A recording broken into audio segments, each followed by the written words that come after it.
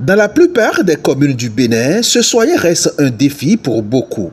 Chaque action qui rapproche la santé des populations mérite d'être saluée.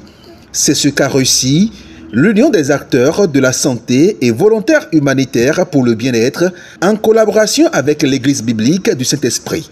Ensemble, ils ont organisé une campagne médicale gratuite alliant sensibilisation et soins. Traditionnellement, nous faisons des campagnes foraines sanctionnées par des consultations en médecine générale et en spécialité. Nous avons décidé de changer la donne.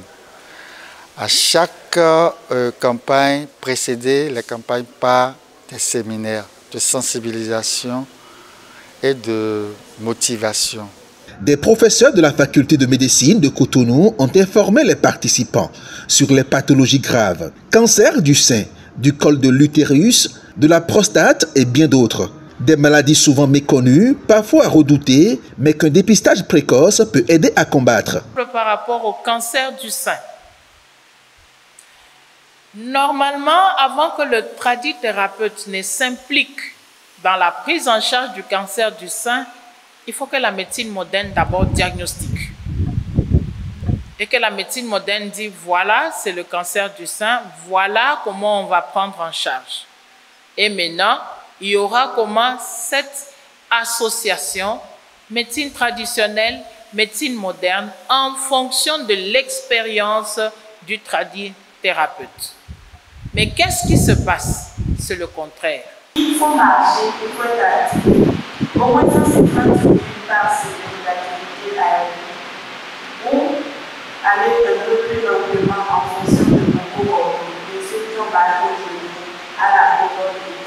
Il faut adapter l'activité à son niveau de vie. Je me suis retrouvée devant un public très attentionné, très intéressé par le thème. Et j'ai senti qu'ils ont beaucoup appris et ils avaient une grosse curiosité de la recherche de la connaissance qui probablement n'était pas encore claire à leur niveau. Puis place aux consultations et soins. Gratuitement, des centaines de personnes ont été examinées, écoutées et soulagées.